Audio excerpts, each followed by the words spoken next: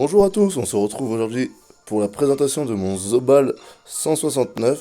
Donc on va toujours tout de suite commencer par les caractéristiques. Oula, ouh, il manque des voyelles aujourd'hui. Donc au niveau de la Vita, 3874 PV. Au niveau des stats qui nous intéressent, donc c'est un Zobal Terre. On a 989 en force. On va tout de suite passer à la puissance. 4 PO. On est en 12-6. On a 28 dommages, 200 puissance et 21 d'eau terre.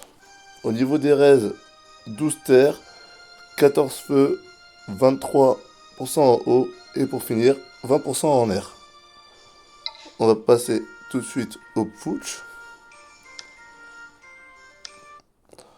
Donc ce qui est intéressant depuis la refonte du Zobal, c'est que on peut faire tous les sorts sans forcément changer de masque. Par exemple, avant, la Furia, on pouvait la lancer comme masque du psychopathe. Et, euh, par exemple, le martello, si je me souviens bien, il avait l'état interdit masque du pleutre et masque du psychopathe. Donc tout de suite, on va commencer en no boost. La Furia qui passe, qui monte jusqu'à 500. Encore une fois, au niveau des crits sur ce stuff, on n'en a pas. Le stuff, vous le connaissez, c'est le même stuff que je joue sur mon Feka. Après, je vous montrerai une variante. Donc la Furia, vous voyez qu'elle monte jusqu'à 500. Et en fait, l'avantage de passer en masse du psychopathe, parce il faut bien qu'il y ait quelques avantages, c'est que la Furia, par exemple, on va gagner 35 de dommages par lancer. Je suis pas sûr que ça soit cumulable, je vais vérifier. Non. Donc on prend 35 de dommages par tour. Au niveau du martello, euh, 396. Ce qui est intéressant par contre, c'est que c'est du vol de vie. Donc c'est pas mal, notamment quand on joue contre des classes invocatrices pour taper de la régène. Même si je peste encore, mais pour moi, l'Ossa mérite un gros nerf. Après, à distance, on a l'Apache qui retirait des PM avant. Et si, donc là vous allez voir qu'il n'y a aucun effet appliqué, mais si on passe en masque du pleutre, ouais c'est ça, masque du pleutre, déjà ça nous permet de gagner 1 PM. Et, euh, et vous allez voir qu'on voilà, on retire des dommages. C'est pas mal, c'est intéressant. Si vous jouez contre des classes, par exemple comme Steamer, qui joue autour de l'embuscade, donc beaucoup de lignes de dégâts. Ah mince, attendez, je vais voir si c'est cumulable. Ouais, donc je disais, si on joue contre des classes comme Steamer, par exemple, qui ont beaucoup de lignes de dégâts, bah, ça permet de réduire vachement les dommages. Donc on va voir si c'est cumulable. Je pense pas, ça me paraîtrait... ça me paraîtrait... Ah si, ok, intéressant. Donc moins 40 dommages. Enfin, dernière chose que j'aimerais vous montrer, c'est un sort qui a été rajouté, donc c'est le Carnavalo. Et donc en fonction du masque qu'on va mettre, il va faire différents effets. Donc par exemple là, avec le masque du pleutre, il me semble qu'on pousse de... Ouais, c'est 3 ou 4 cases. Ouais, on repousse de 4 cases. Donc sur une variante d'Opu, par exemple, en étant haut d'Opu, ça peut être intéressant. Et il nous donne du bouclier. Mais là, on peut voir qu'il a donné que 169 de bouclier. Donc là, je vais passer pour... parce qu'il a pas mal de tours de relance. Ok, donc là, on va passer avec le masque du psychopathe. Donc on pousse toujours, mais on repousse que d'une case. Par contre, au niveau des dégâts, les dégâts sont grandement augmentés. On va voir ça tout de suite. Voilà, on monte normalement jusqu'à 600. Et enfin, avec le masque du vigoureux, qui nous donne d'ailleurs un PA en plus, donc ce qui nous permet d'être en 13 PA. Après, j'ai pas de combo intéressant en 13 PA, enfin, du moins, je n'ai pas encore trouvé. Donc, Carnavalo. Et là, on va pouvoir voir qu'on prend 507 de bouclier. Voilà, au niveau de la présentation au putsch, je pense que c'est à peu près tout sur ce personnage. Je vais vous montrer la variante. Hop, on va quitter le combat. Donc, au niveau de la variante, ce qui peut être intéressant, quand je sais que j'ai pas des adversaires contre qui je vais devoir Rush, par exemple, si on joue un Yop ou un Sacri, je peux équiper les... Oula, attends. Il manque la tête du melou, la coiffe du melou. Voilà, comme ça.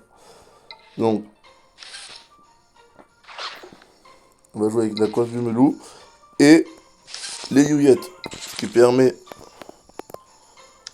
de faire le plus gros combo possible sur le Zobal. Donc, on va tout de suite. Masse du psychopathe. Maîtrise d'armes. Donc, déjà, au niveau des stats, ouais, on est à 1012 en force. Et là, oula, qu'est-ce que j'ai fait moi? Il me manque quelque chose dans mon staff, je crois. Attendez. Tac, tac, tac. Pourquoi j'ai pas... Ah oui, ok. Pardon, il y a un petit problème dans le stuff. Voilà. Là, normalement, c'est bon. Et tout à l'heure, j'avais pas le bon stuff d'ailleurs. Et je sais pas pourquoi j'ai la ceinture de melou, je l'ai jamais sur ce personnage en moment. Hop. Ça range, tac. Donc ouais, on a 1012. Et d'ailleurs, au niveau des stats, on peut voir qu'on a 12 terres, 18 feux, 19 eau et 35% R. On recommence, du coup, je vous remonte le combo, désolé. Donc au niveau du combo qu'on va essayer de placer, donc tout de suite, hop, hop. Et là c'est parti. Double Furia, et double coup de canne. Donc ça nous permet de monter à un tour un peu plus de 2000 quoi, 2200 à peu près. Voilà, c'est à peu près tout au niveau du Zobal, et ben on se retrouve tout de suite pour des combats de Coliseum. Alors, on se retrouve pour ce premier combat de Coliseum que je vous ai mis en accéléré, donc je suis en post-commentary, car bah, j'étais parti en vacances et je pouvais pas commenter en jouant, et c'est ce qui explique aussi l'absence de vidéo pendant un moment.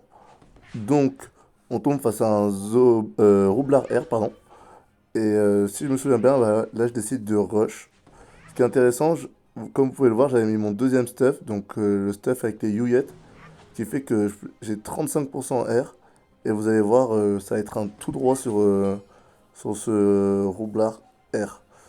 Donc quand je joue face à un roublard R, j'aime beaucoup me mettre dans les coins ou proche d'un mur pour éviter d'être mis trop facilement dans les bombes. Donc là, forcément, premier mur de bombe, je pouvais pas l'éviter, étant donné il avait Lini, il avait déjà posé une bombe. Et vous allez voir que souvent, quand je joue face à un roublard R, enfin au roublard tout simplement, je casse pas forcément tout de suite les bombes. Parce que là, par exemple, j'avais une zone martello avec la carotte, mais j'ai préféré cabriole pour pouvoir le rush. Donc j'arrive tranquillement à son contact. J'ai hésité parce que je voulais peut-être placer le carnavalo. Mais bon, là, on fait le combo tout simple. Vous pouvez voir que j'ai pas changé de masque. En fait, je me rends compte que c'est compliqué souvent de mettre le masque psychopathe en combat. Déjà, bah, le changement de masse fait perdre un PA, donc on n'avait pas assez pour le combo. Et, et puis, je reste souvent en masse du plot parce que bah, au niveau des PM, c'est bien plus intéressant. Là, bah, dans les souvenirs, ouais, là j'ai failli faire une erreur. C'est le changement de masque, et le changement de masque fait perdre les PM. Donc là, je vais pouvoir Ça, c'est plutôt bien joué. Carnavalo, ce qui me donne pas mal de boucliers. Ensuite, j'ai la zone Martello. Et je vais pouvoir rush pour rester à son contact. Car depuis en plus la mise à jour, les persos R qui est d'abord à l'époque taclé et détaclé facilement, bah là ça tacle toujours autant, mais ils n'ont pas de fuite parce que la fuite est passée pour la caractéristique des persos chance. Donc là, il joue plutôt bien avec l'entourloupe, et ça va lui permettre de me remettre dans le mur de bombe. Là j'ai une zone martello, mais comme je vous expliquais, ça met souvent les Zobal en... Non, pardon, les roublards en difficulté de laisser les bombes... quand il a posé ses trois bombes et que vous partez plutôt loin des bombes, ça devient plutôt compliqué de vous remettre par la suite dans un mur de bombes. Donc derrière ça, ce qui est intéressant, bah là je vais clean la carotte avec martello, toujours au niveau pour prendre de la régène. Et je vais lui enlever des dégâts avec l'apathie, ce qui est plutôt bien joué. Ah non, oula, pardon, autant pour moi, j'étais en masque vigoureux, donc je n'ai pas retirer les dommages. Donc là, il va utiliser ce nouveau sort que je connais pas encore. Donc s'il y a certains roublards qui peuvent m'expliquer comment il fonctionne, c'est stratagème, il me semble. Ouais, vous allez voir, il me semble que c'est stratagème. De toute façon, le nouveau roublard, surtout au niveau 200, parce que j'ai également des niveaux 200, mais je suis pas assez bien stuff pour l'instant pour vous présenter des vidéos. Euh, mais voilà quoi. Donc au niveau 200, je vous passe souvent contre des roublards. C'est très très fort. Et le sort stratagème, s'il y en a qui peuvent m'expliquer, parce que roublard c'est la seule classe que je n'ai pas sur Dofus. Parce que déjà au niveau du coup en Kama c'est pas mal. Ça coûte plutôt cher. Là, ouais, voilà, c'est ça. Je vais décider d'avancer dans le mur. Parce que j'avais peur qu'il me fasse un mur de 3 bombes derrière. Et donc j'ai décidé d'avancer dans le mur de bombes pour pouvoir caler mon martello. Car il me manquait un de portée. Donc là, on arrive tranquillement à la fin du combat. Là, je pense qu'il fait un petit misplay. Vous allez voir. Donc là, il est normal. Il pose tout de suite sa bombe. Il va tout de suite poser sa bombe à côté de moi. Ce qui est logique. Permet de faire un mur. Et je pensais qu'après, il allait aimantation. Bon, de toute façon, je pense pas qu'il me tuait même en faisant péter. Mais donc là, il pose sa mur. Et là, là, il va faire aimantation. C'est plutôt bien joué. Et là, je sais pas ce qu'il a fait. Et ça, ouais, c'est croisement. Et je pense c'est un misplay parce que s'il faisait pas croisement, il pouvait ramener la troisième bombe grâce à son rouble à blotte et faire péter. Donc je pense que c'est un petit misplay de sa part. Je vais lui lâcher le GG. Et on va pouvoir se diriger vers le deuxième combat de cette vidéo. Je vous laisse avec la fin de combat. Et on se retrouve pour le troisième combat. Allez, pour ce deuxième combat de Coliseum, on tombe face à un Enutrof. On a Nini, j'ai changé mon stuff parce que Enutrof c'est une classe qui retire pas mal de PM, donc pour rester au contact, il fallait mieux que je joue en 12-6. Tout de suite, donc on protège. Là, misplay de ma part, j'aurais dû Cabriole, je pense, avant de Martello. Parce que il aurait pris de Carnavalo. Parce que là, il prend, il.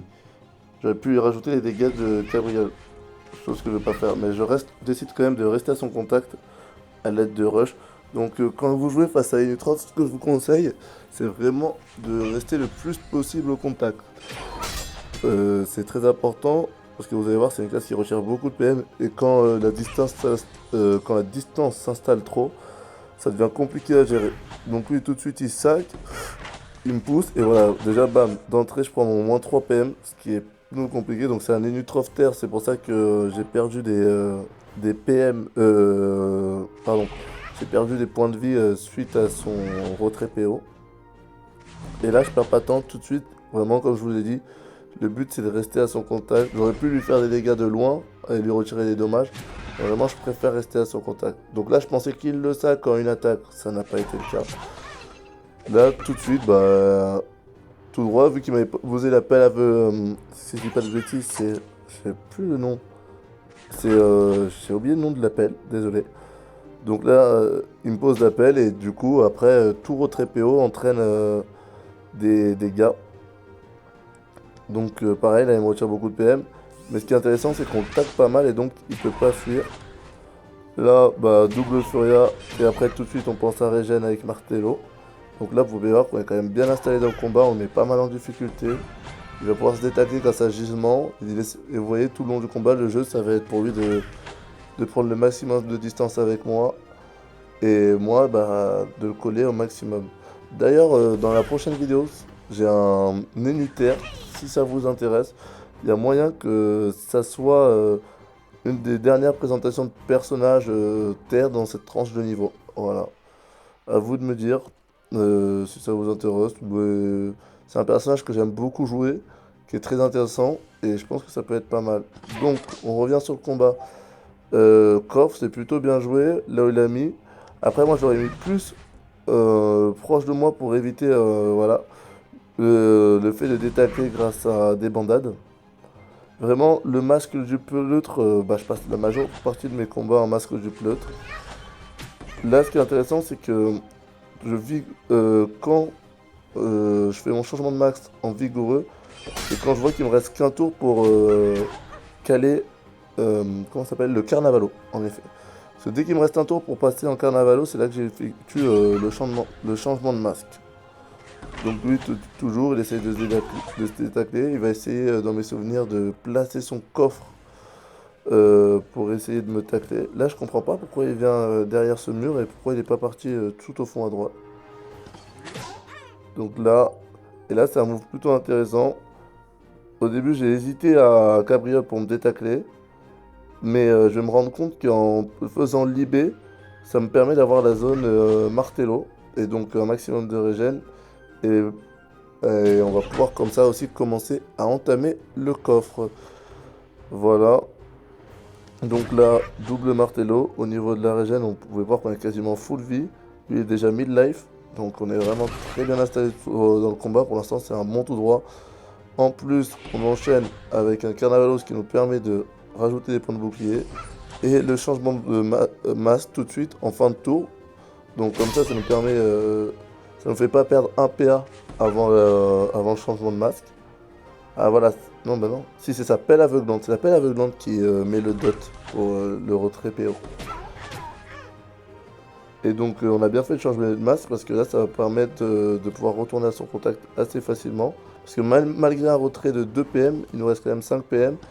Et avec par exemple une débandade, ça me fait passer à 6 PM. Et donc on peut monter jusqu'à 7 PM avec 2 débandades. Sans compter le PM qu'on gagne parce qu'on avance d'une case. Là, gros misplay de sa part de s'être mis proche du coin, ce qui va me permettre de tacler dans le coin. En plus, je vais pouvoir changer de masque.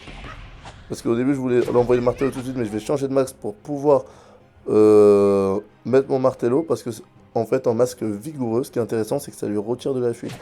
Donc là, il est full taclé.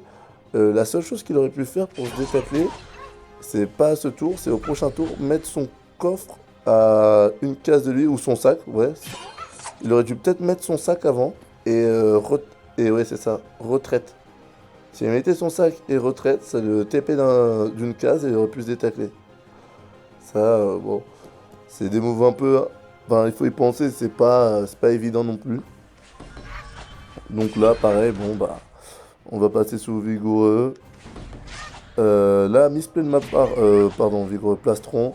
J'aurais d'abord dû lancer le martello, puis la furia, puis le martello. Parce que là, mon premier martello, ça me permet de régénérer que du 51. Donc ça, c'est un petit misplay de ma part.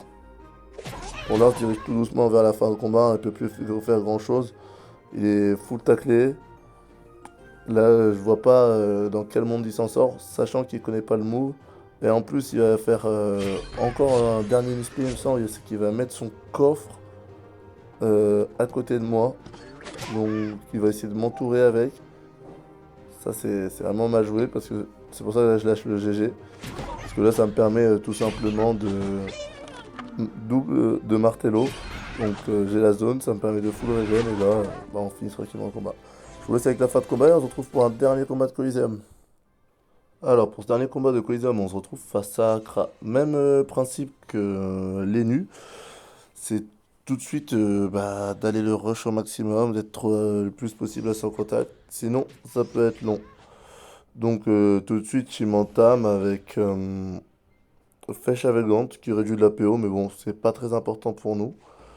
On va tout de suite lancer le plastron, passer en masque du pleutre. Il me semble double débandade. Et vraiment, ce qui est très intéressant, ce qui est très plaisant quand on joue aux balles, c'est vraiment la mobilité qu'on a, quoi. Donc là, on peut directement lui caler une Furia, et ce qui va nous permettre d'être à son contact. Ce qui va le forcer à devoir utiliser un sort pour détacler, et ce qui fait consommer des PA. Après, c'est vrai que c'est pas très grave, parce qu'il est crafeux et qu'il peut lancer la flèche enflammée et nous mettre l'état brûlé. Mais vraiment, ce qui est très plaisant sur le nouveau Zobal, c'est la capacité qu'on a à pouvoir se déplacer sur la map. On a toujours des solutions pour rush et ça, c'est vraiment plaisant. Surtout quand on a un 12-6. Le petit bémol de stuff, je dirais que c'est la fuite. On n'a pas beaucoup de fuite, donc ça, c'est dommage. Donc là, tout de suite, on va avoir une zone Martello, ce qui va nous permettre de pouvoir bien régène. Vraiment, si vous jouez face à un Zobalter, je vous conseille vraiment d'éviter la zone Martello. Parce que souvent, comme vous pouvez le voir, ça nous permet vraiment de trouver des zones de régène assez facilement. Là, je pense que je misplay, je pense que j'aurais dû passer un masque du vigoureux et caler un carnavalo. Après, ce qui me faisait peur, c'est que si je faisais ça, j'étais plus à son contact. Mais là, ça va me permettre de pouvoir poser toutes ces balises et de me faire du coup l'explo x3 deux fois. Donc je mange 6 explos. Je pense que s'il avait été un peu mieux stuff, ça aurait pu mettre fatal. Donc c'était vraiment un misplay de ma part ça. Par contre, ça va nous permettre d'avoir une belle zone régène avec martello. Donc on va caler un martello pour pouvoir régène. Et on va pouvoir retourner tranquillement à son contact.